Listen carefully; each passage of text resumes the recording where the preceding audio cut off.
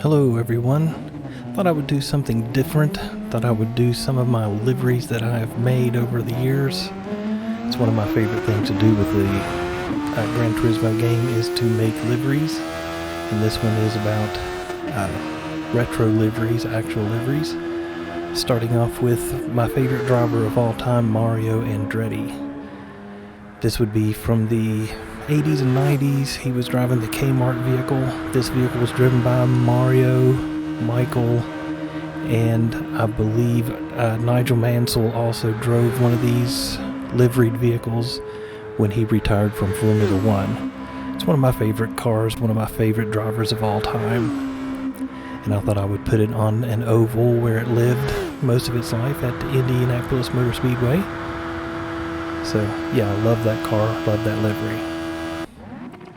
Next, I couldn't help myself, but I had to do Talladega Nights and Ricky Bobby's Wonder Bread vehicle. I was driving the BMW Manufacturer Series vehicles, and I came up with this livery to replicate the Wonder Bread car, and thought I would do an oval for this one as well, and even hit the wall a few times just because it's NASCAR.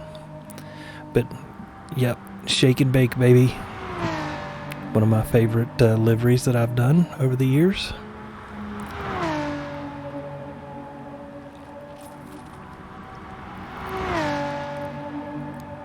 Okay, and the next one coming up is I really enjoy vintage racing. So I thought I would do a vintage Toyota livery. As you can see up there in the corner is a Silica from the 80s, I would say. And it's just a simple, cool design, just those 3 bars, the Toyota logo on it. Just a really cool retro livery, simple yet very recognizable as far as a Toyota car goes. I believe this would have been like an IMSA GT class vehicle. Then I did the Paul Newman Planters Nissan. His vehicle was a 300Z, I would say, but I went ahead and did this on the GTR because I'm driving that as a manufacturer vehicle. And Paul Newman was quite the prolific race driver later in life. I don't think he started till he was 46 and raced up until he was in his 80s, I'd say. This particular car, I believe, is in Adam Carolla's collection, and he just recently passed, so I'm assuming this car will more than likely come back out onto the market to be vintage raced again. But really cool car.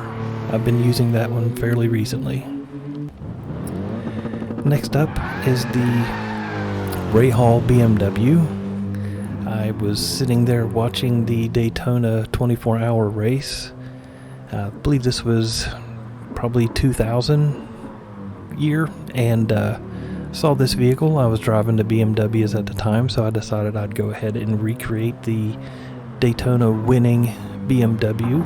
I believe he won the class that year with that vehicle. Pretty cool design, and just thought I'd put that on the BMW and race that one. This one is the Porsche, and I put it on 962, which is not an open top, but as you can see up there in the top, it came from a Porsche 908-02 Spider. I've always liked this design, and it's for 2 reasons. It's just kind of cool. It competed in the Targa Florio, but the picture's going to change here in a second up there in the top. My father used to work for a company, Payne Engineering, and Henry Payne was the owner of that company, and he owned quite a few Porsches, and there's the one that he owned. He owned the Porsche 908, and he gave it this livery, and I can remember as a kid seeing this vehicle in the garage and just really just liking the Porsche 908. Henry Payne, I believe, is one of the founders of the SVRA, so he passed in 98, but his son, I believe, still drives the car in vintage racing. But I do have a connection with that one, so I wanted to recreate that vehicle. And driving it at Spa, which seems like that would be appropriate place to drive that vehicle. And I hope you enjoyed these liveries. I might make another video with some liveries that I've done that are unique and not retro liveries. So if you liked the video, please subscribe and put a like on there, and we'll see you another time. Thank you.